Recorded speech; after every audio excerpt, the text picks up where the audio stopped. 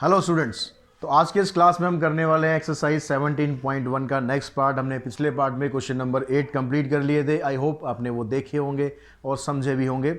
आज उससे आगे हम क्वेश्चन करते हैं। क्वेश्चन नंबर 9 पर चलते हैं।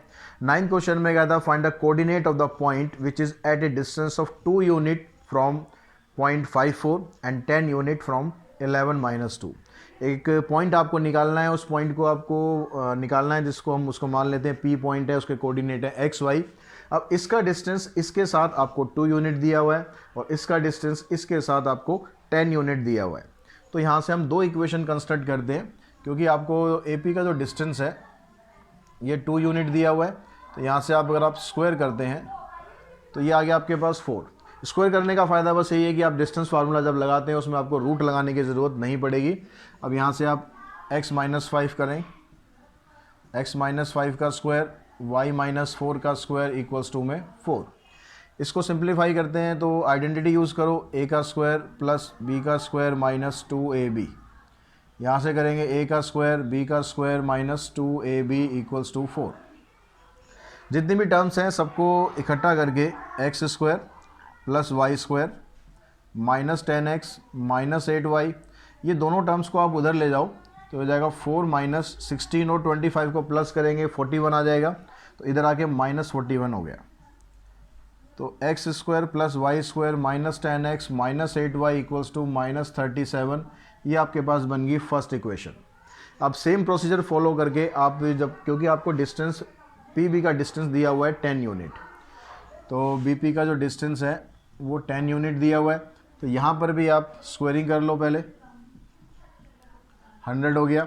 अब इसका डिस्टेंस निकालते हैं तो x-11 y+2 हो जाएगा, क्योंकि जिसको आप माइनस कर रहे हो ये ऑलरेडी माइनस में है। पिछली क्लास में एक दो क्वेश्चन हमने इसी तरह करे थे, वहाँ पर आपको बताया था मैंने कैसे करना है। तो फिर यहाँ पर a का स्क्वायर प्लस b का स्क्वायर माइनस 2ab, a का स्क्वायर b का स्क्वायर प्लस में 2ab। फिर यहाँ से आपके पास ये आ गया x square plus y square minus 22x plus 4y। इस 121 और 4 125 हो गया। 125 को उधर ले जाके आप माइनस करोगे तो कितना आ जाएगा, माइनस 25 आ जाएगा। तो ये इक्वेशन बन गई आपके पास इसकी सेकंड इक्वेशन। अब इन दोनों इक्वेशन को आप सिंप्लीफाई करो। इन दोनों को एक दूसरे के नीचे हम लिख लेते हैं। X square plus y square minus 10x minus 8y equals to minus 37। Like terms के नीचे ही लिखना है, ध्यान रखना। साइन चेंज कर देते हैं, जैसे एलिमिनेशन मेथड में आप यूज़ करते हो। ये कैंसिल 22 और माइनस 10 करेंगे 12 हो गया। माइनस 8 माइनस 4 माइनस 12 हो गया। माइनस 37 प्लस 25 माइनस 12 हो गया। तो यहाँ पर आप देख रहे हो 12 कॉमन निकल रहा है, निकाल दो common. x minus y equals to minus 1। इस माइनस वाई को भी उधर ले जाओ तो x की वैल्यू आपके पास आ गई y-1। अब क्या करना है आपको, इस x की वैल्यू को आप या तो फर्स्ट इक्वेशन में पुट कर दो या सेकंड में पुट कर दो, कहीं भी आप पुट कर सकते हो। तो हम इसको मान लो यहीं पर ही पुट कर देते हैं, इसी इक्वेशन में, फ्रॉम सेकंड। तो ये हो गया एक्स स्क्वायर, एक्स की जगह आ जाएगा y-1 का square plus y square minus 22 into में y-1 plus 4y equals to minus 25। इसको सिंप्लीफाई करते हैं, फिर यहाँ आइडेंटिटी लगेगी, a का स्क्वायर b का स्क्वायर माइनस 2ab। इधर से मल्टीप्लाई कर दो, ब्रैकेट खोल दो और इस 25 को भी आप इस साइड ले आओ। Y square plus y square 2y square हो गया। और y वाली जो टर्म है देखो -2 और -22, -24 हो गई, +4 आ गया यानी -20 आ गया। और जो कांस्टेंट टर्म्स हैं 25 ये है और 22 ये है। 47 प्लस 1 48। ये इक्वेशन बन गई। इस इक्वेशन में आप देख रहे हो कि 2 कॉमन निकल सकता है, जहाँ वही कॉमन निकलता है निकाल दो, आसान हो जाता है क्वेश्चन थोड़ा सा। Y square minus 10y plus में 24। अब ये इक्वेशन आ गई क्वाड्रेटिक इक्वेशन। इसके आप फैक्टर कर लो मिडिल टर्म स्प्लिटिंग करके, तो आपके पास क्या इसके फैक्टर बनेंगे। एक फैक्टर बनेगा इसका y-6, एक बनेगा y-4। ठीक है, मिडिल टर्म स्प्लिटिंग कर दी, स्प्लिटिंग करके हमारे पास ये दो फैक्टर आ गए। तो y की वैल्यू आ गई आपके पास 6 और 4। अगर y की वैल्यू 6 है तो x की वैल्यू क्या आ जाएगी, x की वैल्यू आप यहाँ से निकालेंगे 6 - 1, यानी x की वैल्यू आ गई आपके पास 5। तो कोऑर्डिनेट क्या बन गया, कोऑर्डिनेट आ गया आपका 5 और 6। पहले x की वैल्यू लिखनी है, उसके बाद फिर आपको y की वैल्यू लिखनी है। ठीक है, दूसरा कोऑर्डिनेट निकालते हैं। If y = 4 then x = y की जगह आप यहाँ पर 4 पुट करेंगे तो 4 - 1 3 हो गया। तो अब कोऑर्डिनेट आपका बन गया 3 और 4। तो आपका ये आंसर आ गया, एक तो 5 6 और एक कोऑर्डिनेट आ गया 3 4। दोनों आंसर आपके पॉसिबल हो सकते हैं इसमें। क्वेश्चन नंबर 10th पर चलते हैं। 10th क्वेश्चन में क्या कहता है, 2 vertices of N isosceles triangle. आपको यहाँ पर आइसोसेलेस ट्राइंगल के 2 वर्टेक्स दे रखे हैं क्वेश्चन के अंदर।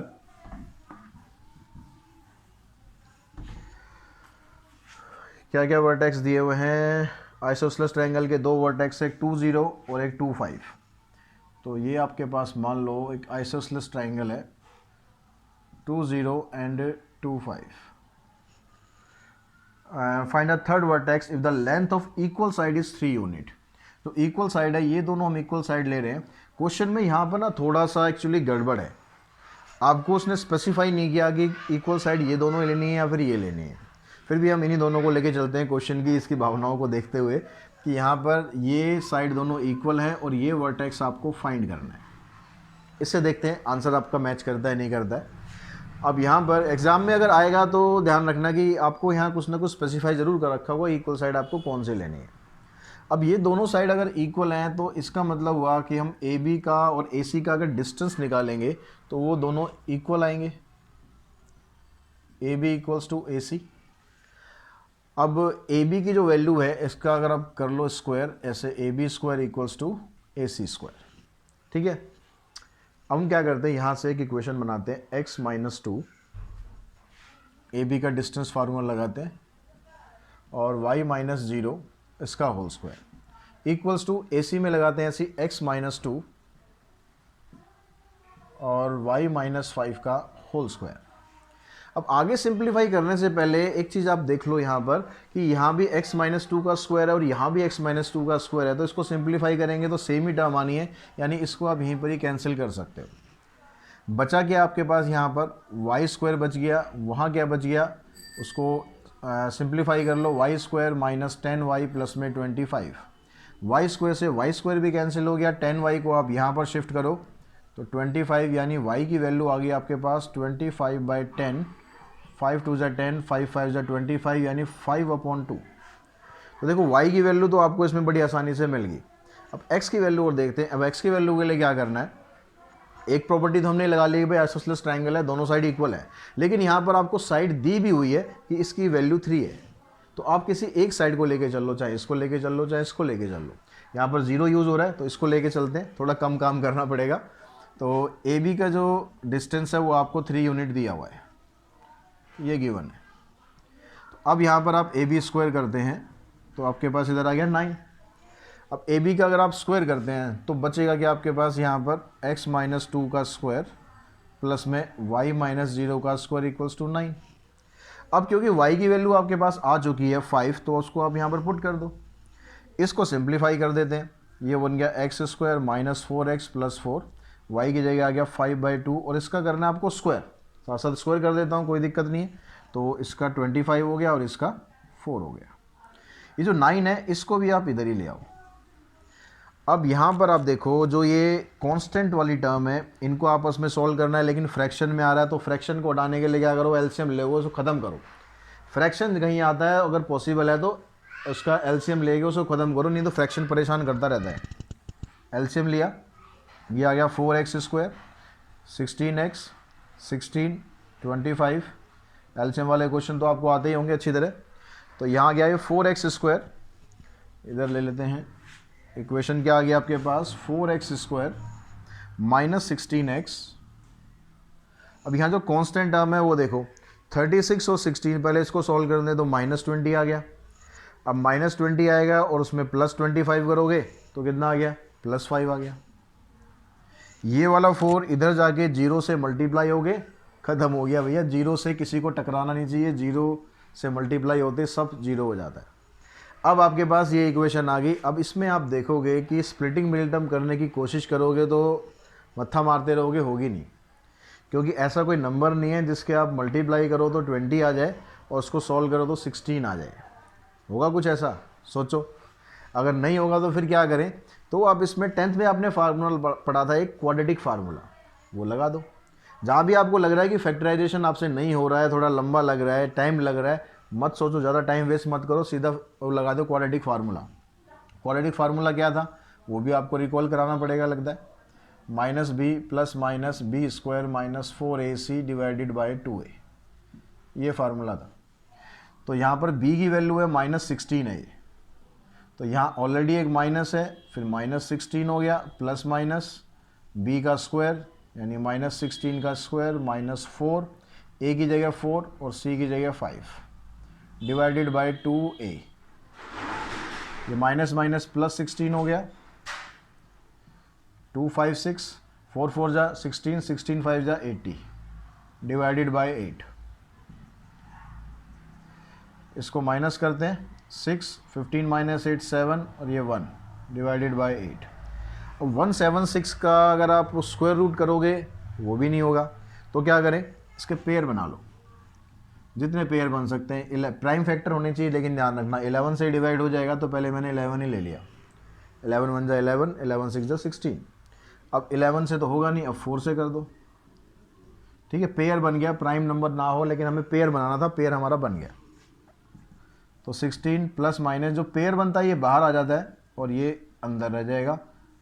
अब ऊपर से देखो 4 कॉमन भी निकल रहा है, वो भी निकाल दो, तो आपके पास ये रह गया डिवाइडेड बाई 8, इससे ये कैंसिल। तो अब आपके पास x की ये दो वैल्यू आ गई, 4 प्लस √11/2 और 4 माइनस √11/2। तो आपका जो कोऑर्डिनेट है, जो आपको चाहिए, a का जो कोऑर्डिनेट है वो क्या हो सकता है,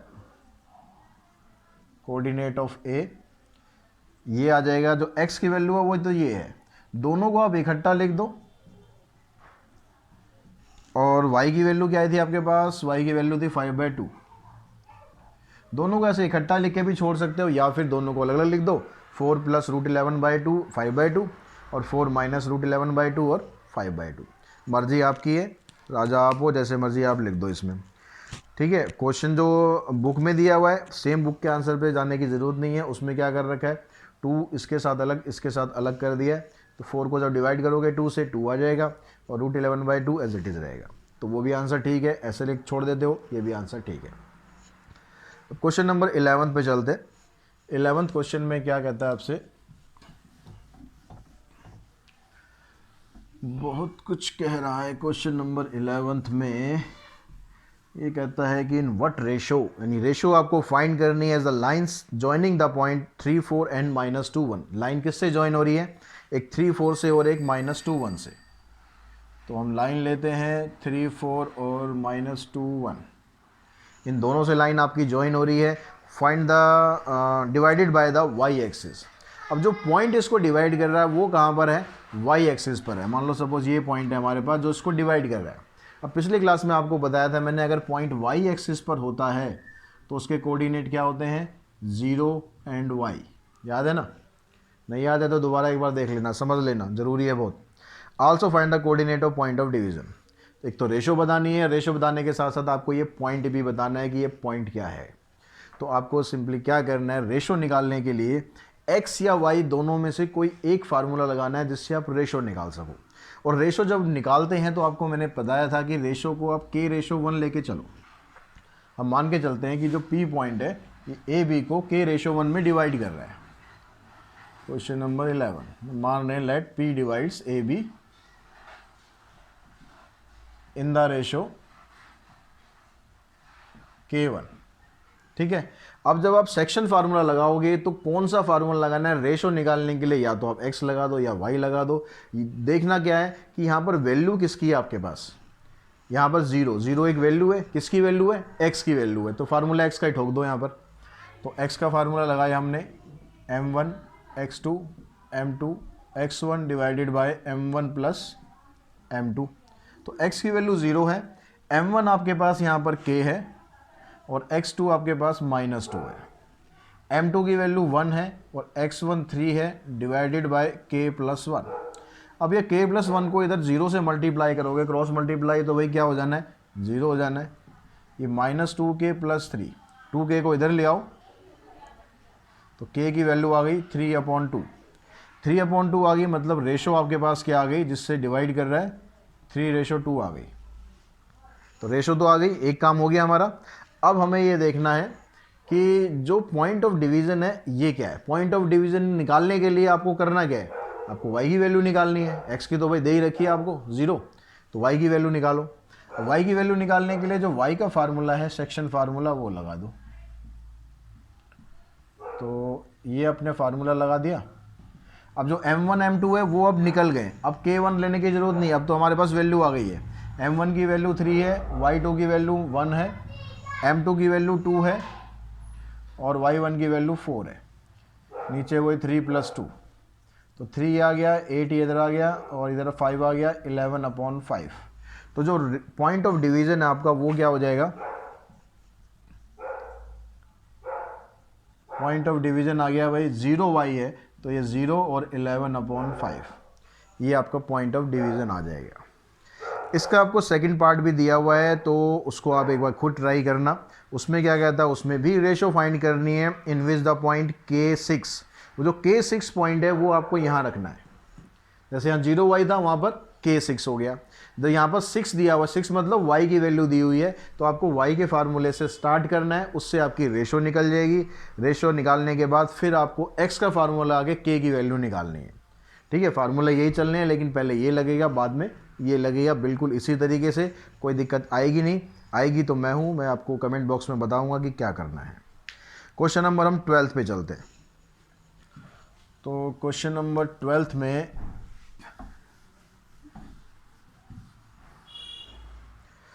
कहता है A B and C are 3 vertexes of triangle A B C. A B C के आपके पास 3 वर्टेक्स है। ए आ गया आपके पास कितना, -1 3, बी हो गया 1 -1 और सी हो गया आपके पास 5 1।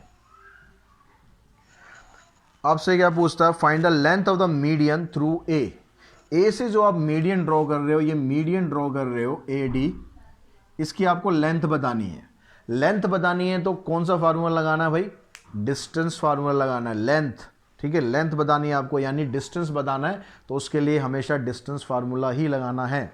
लेकिन डिस्टेंस फार्मूला लगाने के लिए भाई आपके पास एक ही पॉइंट है, दूसरा पॉइंट तो है नहीं। तो दूसरा पॉइंट हम निकालेंगे, कैसे निकालेंगे, एडी क्या दिया हुआ इसने, एडी बोलता है ट्रायंगल का मीडियन है। तो ट्रायंगल का जो मीडियन है वो क्या करता है, AD is median of triangle. तो ये मीडियन क्या काम करता है, ट्रायंगल को 2 इक्वल पार्ट्स में तो डिवाइड करता ही करता है। ये जो बेस है इसको भी 2 इक्वल पार्ट्स में डिवाइड करता है, यानी जो डी है वो इसका मिड पॉइंट हो जाएगा। D is mid point of B C. अब डी अगर इसका मिड पॉइंट हो गया तो यूजिंग मिड पॉइंट फार्मूला आप डी के कोऑर्डिनेट निकाल सकते हो। तो डी के कोऑर्डिनेट निकाल दो, कोऑर्डिनेट ऑफ डी। अगर हम x की वैल्यू निकालेंगे तो क्या वो फार्मूला होता है, x1 + x2। फार्मूला याद है ना, x की वैल्यू क्या होती है, x1 + x2/2। y की वैल्यू होती है y1 + y2/2। इन दोनों को कोऑर्डिनेट फॉर्म में सीधा हम लिख देंगे, x1 + x2/2, y1 + y2/2। तो ये क्या आ गया, 6/2 यानी 3, इधर 0/2 यानी 0। तो ये जो D है ये पॉइंट आपका निकल गया भाई 3 और 0। अब तो निकल जाएगा ना डिस्टेंस फार्मूला आगे। अब लगा दो डिस्टेंस फार्मूला। डिस्टेंस फार्मूला अगर आप लगाओगे तो क्या बन गया, 3 + 1 इसका स्क्वायर, 0 - 3 इसका स्क्वायर, 3 + 1 हो गया 4, 4 का स्क्वायर 16, ये -3, ये 9 आ गया, 25, 25 का स्क्वायर रूट करेंगे 5 यूनिट। यानी जो AD का डिस्टेंस है वो कितना आ जाएगा आपके पास, 5 यूनिट। क्वेश्चन नंबर 13th में आपसे क्या बोलता है,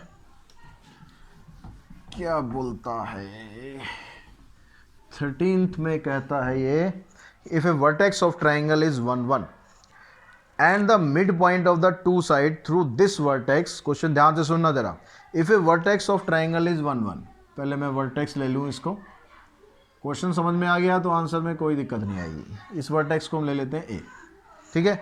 if A vertex of triangle is 1 1 and the mid point of the two side through this vertex, इस वर्टेक्स से जो दो साइड जा रही है, एक ही साइड जा रही है ए बी और एक ही साइड जा रही है ए सी, इन दोनों के मिड पॉइंट आपको दिए हुए हैं। इसके मिड पॉइंट है -1 2 एंड 3 2, मिड पॉइंट है -1 2 एंड 3 2।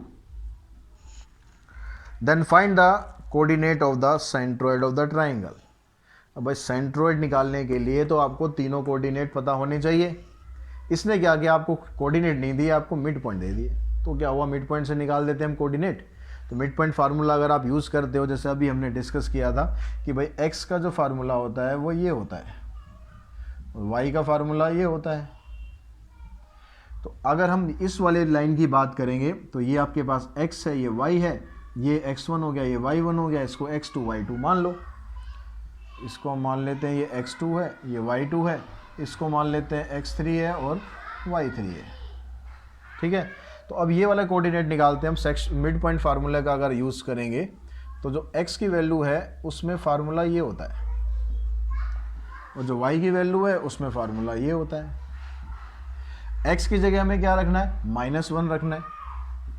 x1 आपके पास वो आ गया 1 और x2 क्या हो गया, यहाँ पर x2 ही माना हुआ है हमने, कुछ भी नाम रख सकते हो वैसे कोई दिक्कत नहीं है। यहाँ से आ गया -2 1 + x2, इसको इधर लाओगे तो x2 की वैल्यू तो आ गई -3। y की वैल्यू निकालते हैं, y की वैल्यू आपके पास 2 है, y1 1 है ऊपर, नीचे हमने y2 माना है, 2 आ गया, इसको क्रॉस मल्टीप्लाई करो तो यहाँ से y2 की वैल्यू आ गई 3। तो जो कोऑर्डिनेट ऑफ b है वो क्या बन गया आपका, ये कोऑर्डिनेट बन गया -3 एंड 3, ठीक है, ये आ गया। सेम यही प्रोसीजर फॉलो करके हम c के कोऑर्डिनेट निकाल देते हैं। उसमें ये x1 हो गया, ये x2 हो गया और ये x हो ही गया। तो सेम फार्मूला हमने यहाँ पर लगाया, हमने क्या करा, x की जगह रख दिया इस बार 3, x1 हमारे पास 1 ही है, x2 की जगह हमने ये नाम दिया हुआ है, तो ये आ गया 6 1 + x3, तो x3 की वैल्यू क्या आ गई 5। ऐसे ही हम y का फार्मूला लगाते हैं तो y की जगह अब आपके पास ये आ गया 2, ये आ गया आपके पास y1 और ये y2 की जगह है, तो 4 = 1 + y3, तो y3 की वैल्यू आ गई 3। x3 भी आ गया, y3 भी आ गया, यानी इसके जो कोऑर्डिनेट हैं, इसके कोऑर्डिनेट आपके पास क्या आ गए, एक तो आ गया 5 x की वैल्यू और ये आ गई 3। अब आपके पास ट्राइंगल के तीनों वर्टेक्स आ गए, तीनों वर्टेक्स आ गए तो सेंट्रोइड निकालना क्या मुश्किल है। कोऑर्डिनेट ऑफ सेंट्रोइड क्या होते हैं, कोऑर्डिनेट ऑफ सेंट्रोइड, इसमें जो x की वैल्यू होती है इसका फार्मूला होता है x1 x2 x3/3 और जो y की वैल्यू होती है इसका फार्मूला होता है y1 y2 y3/3। तो x1 आपके पास ये 1 है, x2 ये आपके पास -3 है और x3 आपके पास 5 है, /3, 5 + 1 6, 6 - 3 3 और 3/3 कट गया, 1 आ गया। ऐसे आप यहाँ पर रखो, y1 आपके पास 1 आ गया, ये y2 आ गया, ये y3 आ गया, 6 + 1 7, 7/3। तो आपके पास जो सेंट्रोइड के कोऑर्डिनेट है वो आ गया 1 and 7/3, 1 and 7/3, ये आपका सेंट्रोइड आ जाएगा।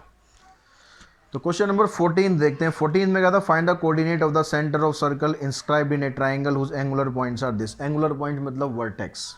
तो आपको ये 3 वर्टेक्स दिए हुए हैं, इस ट्राइंगल के अंदर जो सर्कल बनता है उसके सेंटर आपको बताना है।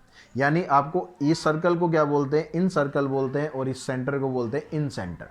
तो इन सेंटर के जो वर्टेक्स सेंटर होता है उसके कोऑर्डिनेट निकालने के लिए जो फार्मूला होता है उसका फार्मूला होता है आपके पास ax1 प्लस में bx2 प्लस में cx3 divided by a + b + c, ये फार्मूला होता है। ऐसे अगर आप y की वैल्यू निकालेंगे तो ये होता है ay1 plus by2 plus cy3 divided by a + b + c। अब ये ए बी सी जो इसमें यूज़ हो रहे हैं ये क्या होते हैं, जो आपका वर्टेक्स ए होता है उसके जो सामने वाली साइड है इसको ए बोलते हैं। ऐसे बी के सामने वाली जो साइड है इसको बी बोला जाता है, सी के सामने वाली साइड को सी बोला जाता है, स्मॉल लेटर्स में इन्हें डिनोट किया जाता है। तो हमें सबसे पहला काम क्या करना है, x1 y1 x2 y2 ये सब तो आपको दिए हुए हैं, आपको ए बी सी की वैल्यू फाइंड करनी है। तो ए की वैल्यू फाइंड करने का मतलब आपको बी सी की वैल्यू फाइंड करनी है। Question number 14। तो बी सी की जो वैल्यू फाइंड करोगे आप डिस्टेंस फार्मूला से, तो यहाँ पर क्या आ जाएगा 0 -20 इसका स्क्वायर प्लस में -8 एंड -7 इसका स्क्वायर। इसको सिंप्लीफाई किया 0 -20 -20 आएगा, -20 का स्क्वायर करेंगे 400 -15 15 का स्क्वायर करते हैं 225 ऐड करेंगे 625 इसका स्क्वायर रूट करेंगे 25 यूनिट। ये तो आ गई ए की वैल्यू। ऐसे अब आप निकालो बी की वैल्यू। बी की वैल्यू मतलब ए सी की वैल्यू। तो ए सी में डिस्टेंस फार्मूला लगाते हैं आप, तो 0 + 36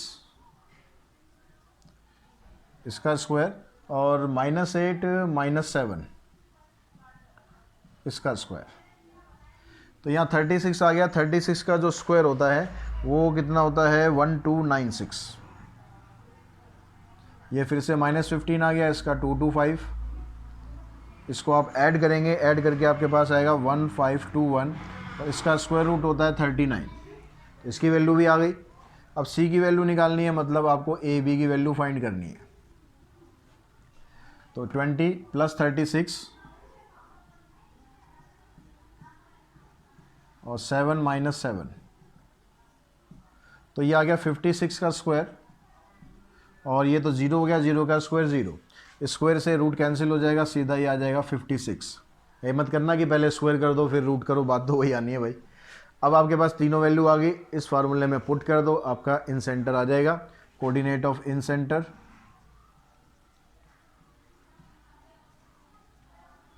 जो x की वैल्यू है उसके लिए ये फार्मूला लगाया हमने ax1। a आपके पास क्या है 25, 25 को मल्टीप्लाई करना है -36 से, प्लस bx2, b और x2 ये हो गया। b की वैल्यू कितनी आई 39 इंटू में 20, फिर c की वैल्यू आई है 56 इंटू में क्या करना है x3, x3 कितना है 0 divided by a + b + c यानी 25 + 39 + 56। ये तो x की वैल्यू आ गई। y की वैल्यू ये फार्मूला लगाएंगे, a फिर से वही 25 इंटू में y1, b की वैल्यू 39 इंटू में y2, c की वैल्यू 56 इंटू में y3 divided by a + b + c यानी 25 + 39 + 56।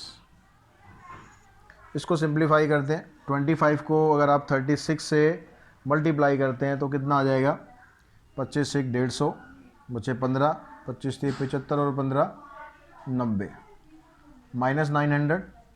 इन दोनों को मल्टीप्लाई करते हैं 2 9 18 2 3 6 7, ये तो 0 आ गया। डिवाइडेड बाय 5 और 9 14 6 20, 2 बचे 2 2 4 3 7 5 12 120।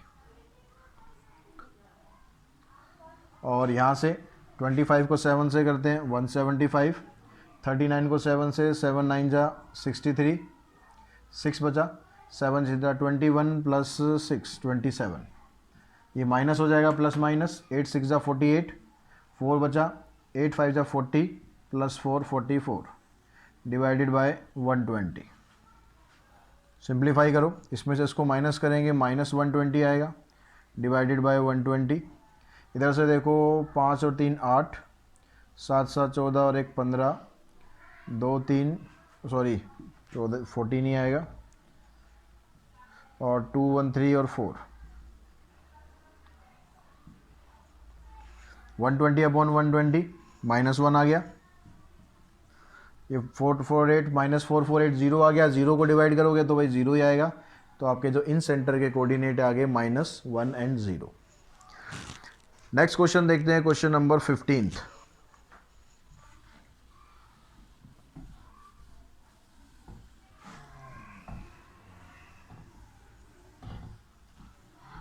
क्वेश्चन में आपको एरिया ऑफ ट्राइंगल निकालना है। पॉइंट आपको दिए हुए हैं P + 1 × 1, P + 1 and 1। दूसरा जो पॉइंट है B, वो दिया हुआ है आपको 2P + 1, 2P + 1 and 3। और तीसरा पॉइंट दिया हुआ है 2P + 2 and 2P। तो ये 3 पॉइंट हमें दिए हुए हैं। कहता है show that these points are collinear. ये शो करना है कि ये तीनों पॉइंट कोलिनियर है। कोलिनियर मतलब जब एक ही लाइन पर आ जाए। अगर तीनों पॉइंट एक ही लाइन पर आ जाएंगे तो क्या ट्रायंगल बनेगा? नहीं बनेगा। यानी इसका जो एरिया है वो 0 आना चाहिए, तो ये प्रूव हो जाएगा। इफ़ P = 2 और 1 - 2, अगर P की वैल्यू 2 है या -1/2 है, तो पहले तो हम एरिया निकाल लेते हैं, फिर P की वैल्यू डाल के देखेंगे भाई एरिया इसका 0 आ रहा है या नहीं आ रहा। एरिया 0 आ जाए तो अपना काम बन जाएगा। तो एरिया ऑफ ट्रायंगल का जो फार्मूला होता है वो था 1/2 x1 y2 - y3 + x2 y3 - y1 x3 y1 - y2। ये फार्मूला था। अब आपको एक चीज़ और बताई थी कि ये फार्मूला जब एरिया आप निकालते हैं तो आपकी वैल्यू पॉजिटिव आती है या नेगेटिव आती है, उसको हम ख़त्म कर देते हैं। ख़त्म कर देते हैं मतलब साइन जो उसका नेगेटिव ख़त्म कर देते हैं। तो आप क्या करते हैं, यहाँ पर हम मॉडुलस का यूज़ करेंगे ताकि जो प्लस माइनस का साइन है वो प्लस हो जाए। ठीक है। अब यहाँ पर आप देखो एरिया क्या आएगा आपका। x1 की वैल्यू है P + 1 और y2, ये तो आ गया x1। y2 की वैल्यू है 3 और यहाँ पर आ गया y3 - 2p plus x2। x2 की वैल्यू ये आ गई 2p + 1 y3 - y1। x3 ये हो गया 2p + 2 इंटू में 1 - 3। इसको सिंप्लीफाई करते हैं। इसको इससे मल्टीप्लाई किया 3p - 2p² प्लस में 3 - 2p। ये a + b a - b की आइडेंटिटी यहाँ पर लग जाएगी तो लगा दो। 4p² - 1, इधर से -2 बचेगा। -2 को इन दोनों से मल्टीप्लाई करेंगे तो -4p और -4। अब सिंप्लीफाई करो इसे, 4p² और -2p², तो 2p² आ गया और -4p और -2p -6p प्लस 3p यानी -3p। उसके बाद आ गया 3 और -5 ये यानी -2। ये इसका एरिया आ गया। इसमें और तो कुछ हम कर नहीं सकते। अब क्योंकि ये पॉइंट अगर कोलिनियर है, अब वो कह रहा है कि शो करो कि भाई p की वैल्यू 2 आएगी या -1/2 आएगी तो पॉइंट कोलिनियर है। तो या तो एक तरीका है कि आप p की वैल्यू 2 डाल दो और -1/2 डाल दो, वही सिंपल तरीका वही डाल देते हैं। ठीक है। Find the area of triangle. Area of triangle हमारा निकल गया है। अब हम सीधा शो करते हैं। Put p = 2। p की वैल्यू 2 डालने पर आपका एरिया 0 आ गया तो कोलिनियर पॉइंट हो जाएंगे। तो एरिया ऑफ ट्रायंगल क्या बन गया 1/2, 2 इंटू में p का स्क्वायर करेंगे तो बन गया 4, 3 इंटू p यानी 3 इंटू 2 -2। इसको सिंप्लीफाई किया 8 ही आ गया। -6 -2 -8 + 8 0, 0 को किसी से मल्टीप्लाई कर लो 0। तो यहाँ से प्रूव हो गया कि पॉइंट आपके कोलिनियर है। अब पुट करो आप p की जगह -1/2। तो एरिया ऑफ ट्रायंगल हम निकालते हैं। अब क्या आ गया 2 इंटू में p का स्क्वायर, इसका स्क्वायर करोगे तो 1/4 आ जाएगा। -3 इंटू -1/2 -2। यहाँ से इसको सिंप्लीफाई किया 1/2 हो गया। माइनस माइनस प्लस 3/2 और -2। अब इसको अगर आप सिंप्लीफाई करोगे एलसीएम लेके तो इधर 1 आया, इधर 3 आ गया, इधर 4 आ गया। यह आ जाएगा 4 - 4 0, 0 डिवाइडेड बाई 2 0। तो इसको पुट करने से भी आपका आंसर 0 आ रहा है और इसको पुट करने से भी आंसर 0 आ रहा है। अगर आंसर 0 आएगा तो नंबर आपको 0 नहीं मिलेंगे, चिंता मत करना, आपको नंबर पूरे मिलेंगे क्योंकि आपने प्रूव कर दिया है कि इन दोनों पॉइंट को रखने से एरिया ऑफ ट्रायंगल है वो 0 आ रहा है। यानी आपके जो तीनों पॉइंट है ये तीनों पॉइंट कोलिनियर पॉइंट है। तो क्वेश्चन नंबर 16 पे चलते हैं जहाँ पर आपको एरिया ऑफ क्वाड्रिलेटरल फाइंड करना है। क्वाड्रिलेटरल के चारों वर्टेक्स आपको दे रखे हैं।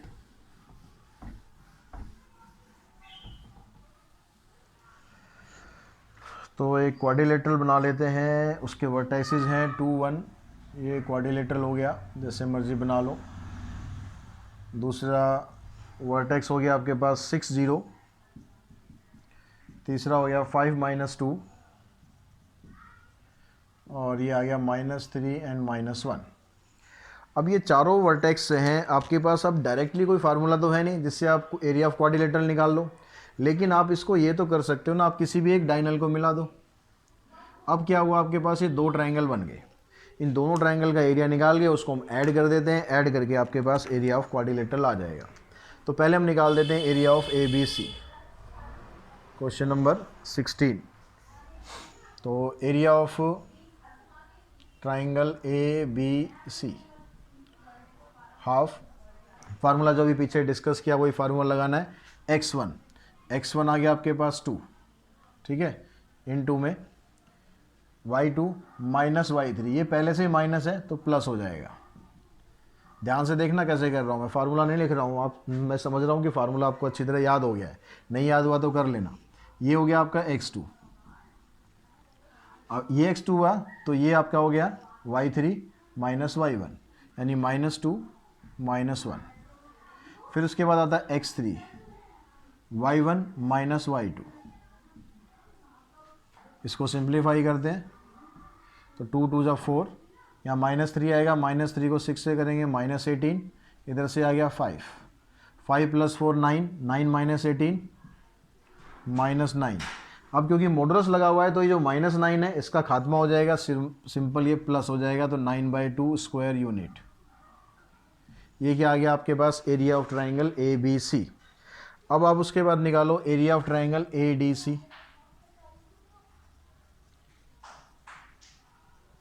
फार्मूला सेम रहेगा, बस कोऑर्डिनेट चेंज हो गए, ये हमारा फर्स्ट कोऑर्डिनेट हो गया, ये सेकंड हो गया, ये थर्ड हो गया, ऐसे ले लेते हैं, जैसे मर्जी आप ले लो, कोई दिक्कत नहीं है। तो ये x1 हो गया, ये y2 माइनस y3, तो -1, इसको आप माइनस कर रहे हो, ये प्लस हो गया। फिर x2 की वैल्यू ये हो गई, अब y3 minus y1 plus x3 की वैल्यू ये आ गई, y1 माइनस y3, ये भी माइनस में है तो ये प्लस हो जाएगा, इधर +1 हो गया, +1 को 2 से मल्टीप्लाई करेंगे 2, -3 को -3 से मल्टीप्लाई कर देंगे 9, 2 5 = 10, तो 10 और 9 19, 19 + 2 21, तो 1/2 को 21 से मल्टीप्लाई करेंगे, एरिया आ गया इसका 21/2 स्क्वायर यूनिट। अब एरिया ऑफ क्वाड्रिलेटरल आपको निकालना है, एरिया ऑफ ABCD। इसके लिए आप दोनों एरिया को प्लस कर दो, 9/2 + 21/2, डिनोमिनेटर सेम है तो डायरेक्टली ऐड हो जाएगा, 30/2 यानी 15 स्क्वायर यूनिट। ये आपका आंसर आ जाएगा। क्वेश्चन नंबर 17 देखते हैं। 17 क्वेश्चन में कहता है बच्चों, the coordinate of A, B and C are this. तो क्वेश्चन नंबर 17 की बात करते हैं। ए कोऑर्डिनेट आपको दिया हुआ है यहाँ पर 6 3, बी दिया हुआ है -3 5, और सी दिया हुआ है 4 -2। अब कहता है कि and P is any point x y, P एक पॉइंट है, कहीं भी है, हमें नहीं पता कहाँ पर है, एक पॉइंट है आपके पास एक्स वाई। अब कहता है show that the ratio of the area of triangle P B C and triangle A B C. Area of triangle P B C आपको फाइंड करना है और इसकी रेशियो फाइंड करनी है ट्राइंगल ए बी सी के साथ। तो जब पी बी सी का एरिया निकालोगे तो ये 3 पॉइंट आप लोगे। अब जरूरी नहीं कि पी बी सी लिख रहे हो तो ये x1 y1 लेना, ये x2 y2, जैसे मर्जी आप ले लो। अगर आप इसको x1 y1 लेके स्टार्ट करते हो तो भी कोई दिक्कत नहीं, बस ये ध्यान रखना है कि पी बी सी है तो ये पॉइंट ये पॉइंट ये पॉइंट ये तीनों पॉइंट ही लेने हैं बस।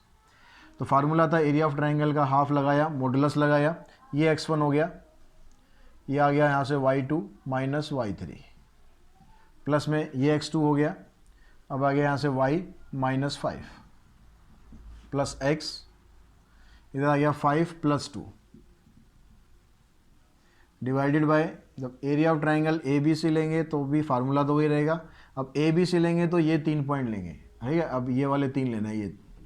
तो ये आ गया x1 y2 माइनस y3, ये पहले से माइनस है, प्लस हो जाएगा, x2 की वैल्यू माइनस में है, -2 -3 प्लस 4, अब यहाँ से आएगा 3 -5, ये कैंसिल। अब देखो ऊपर भी मॉडुलस है नीचे भी मॉडुलस है, तो दोनों मॉडुलस का क्या करेंगे भाई, इसको इकट्ठा कर दो, एक ही मॉडुलस बना दो। सिंप्लीफाई करो, ये +6 आ गया, +3y +4y -20, 5 + 2 7 हो गया, तो ये आ जाएगा 7x डिवाइडेड बाय 5 + 2 7, 7 6 जा 42, -5 को 3 से करेंगे +15, -2 इंटू में 4 -8। इधर से देखो 7x लो पहले, 4y 3y 7y 6 -20 -14 divided by 15 -8 7 + 42 49, 7 common निकाल दो, क्या बचेगा यहाँ से x + y -2 डिवाइडेड बाय 49, ये कैंसिल किया हमने, तो आपके पास आंसर आ गया, यही आपको प्रूव करना था, डिवाइडेड बाय 7। ठीक है, नेक्स्ट क्वेश्चन देखते हैं, क्वेश्चन नंबर 18। उसमें आपको 2 पॉइंट दिए हुए हैं ए बी। क्वेश्चन नंबर 18 ये था कि 2 पॉइंट है आपके पास, ए बी, ए है आपके पास 3 4, और जो बी पॉइंट है ये आपको दिया है 5 -2। कहता find a point P such that modulus of P A equals to modulus of P B. Modulus मतलब ये एब्सोल्यूट वैल्यू, तो पी ए और पी बी दोनों की वैल्यू आपको बराबर दी है, मतलब अगर आप दोनों का स्क्वायर कर दोगे तो भी बराबर ही रहेगा। जब हम स्क्वायर कर देते हैं मॉडुलस खत्म हो जाता है। मॉडुलस का काम क्या होता है, वैल्यू को पॉजिटिव करना, तो हम यहाँ पर वैल्यू को स्क्वायर करके पॉजिटिव कर देंगे, बात वही है। अब डिस्टेंस फार्मूला हम लगाते हैं यहाँ पर, जो पी पॉइंट है हमने मान लिया उसको एक्स वाई, तो अब यहाँ से करते हैं x -3, अब सॉरी रूट आपको लगाने की ज़रूरत नहीं है क्योंकि हमने ऑलरेडी स्क्वायर कर दिया है। x -3 का स्क्वायर, y -4 का स्क्वायर, p भी निकालेंगे तो हो जाएगा x -5 का स्क्वायर, y + 2 का स्क्वायर। आइडेंटिटी लगाओ, a का स्क्वायर -2ab + b का स्क्वायर, a का स्क्वायर 2ab + b का स्क्वायर, a का स्क्वायर 2ab + b का स्क्वायर, a का स्क्वायर 2ab + b का स्क्वायर। जो जो कट जाए उन्हें काट दो, ये कैंसिल हो गया। x वाली टर्म -6x है, यहाँ से इसको इधर ले आओ +10x। y वाली टर्म -8y, यहाँ से इधर लाएंगे -4y। कांस्टेंट वैल्यू 4 + 25 29 होगी, 9 और 16 25, इधर आके -25, ये आ गया 4x, ये आ गया 12y, इधर से आ गया 4 यहाँ से आप कॉमन निकाल दो, बचेगा क्या आपके पास x -3y = 1, तो x की वैल्यू आ गई 3y + 1। अब क्वेश्चन में साथ साथ एक चीज़ और दी थी आपको, जो area of triangle P A B है वो 10 है। Area of triangle P A B = 10। तो जो एरिया है हम एरिया का फार्मूला लगाते हैं हाफ, तो ये आपका x1 हो गया, और -2 -y प्लस में ये x2 हो गया 5, y -4 प्लस में x, इधर से आ गया 4 + 2 = 2 में 10। इस 2 को उधर क्रॉस मल्टीप्लाई कर देते हैं, 20 हो जाएगा। इधर इसको सिंप्लीफाई करो, -6 -3y 5y -20 + x। x की वैल्यू हमने निकाल रखी है इन टर्म ऑफ y, ये यहाँ पर पुट कर दो, 3y + 1 इंटू में आ जाएगा 6, ये 2 इधर जाके क्रॉस मल्टीप्लाई हो गया 20, ये आपका हो गया मॉडुलस। अब यहाँ पर देखो 3y, इसको तो पहले भी मल्टीप्लाई करना है इससे, फिर करेंगे 5 - 3 2y आ गया, -20 और -6 -26, 6 3 जा 18y और 6। इधर से देखो 18 + 2 20y -20 हो गया, 20 कॉमन निकाल दो, यहाँ रह गया y -1 = 1। अब ये मॉडुलस जब वैल्यू आपको मिल जाती है, मॉडुलस उसमें होता है तो वैल्यू को हम पॉजिटिव कर देते हैं, लेकिन आपको y की वैल्यू अभी नहीं पता, तो वैल्यू निकालने के लिए क्या करना है, आप मॉडुलस को खोलेंगे तो एक बार प्लस आ सकता है और एक बार माइनस आ सकता है। जैसे आपको मॉडुलस फंक्शन में बता रखा है, अगर आपको पता है अच्छी बात है, नहीं पता तो मॉडुलस वाली वीडियो देखो, वहाँ पर जाके समझो भाई। इसको 1 को इधर ले गए, y की वैल्यू आ गई 2, इधर से y की वैल्यू आ गई 0। y की वैल्यू अगर 2 आती है तो उसको आप यहाँ पुट करोगे तो x की वैल्यू आ जाएगी 7, यहाँ पुट करोगे x की वैल्यू कितनी आ जाएगी, 3 इंटू 0 0 प्लस 1 1। तो पॉइंट आपके पास क्या आ गया 7 2, इधर से पॉइंट आ गया 1 0। तो ये आपका फाइनल आंसर आ जाएगा। और इसी के साथ ये एक्सरसाइज हमने फिनिश कर दी है। ये सारे क्वेश्चन ऐसे थे जो आपने लगभग 10th क्लास में भी पढ़े होंगे। तो आगे जो टॉपिक आने वाला है वो बिल्कुल नया टॉपिक है 11th क्लास के लिए, slope of a straight line. तो उसके बारे में नेक्स्ट वीडियो में बात करते हैं। आज के वीडियो में इतना ही। Thanks to all of you.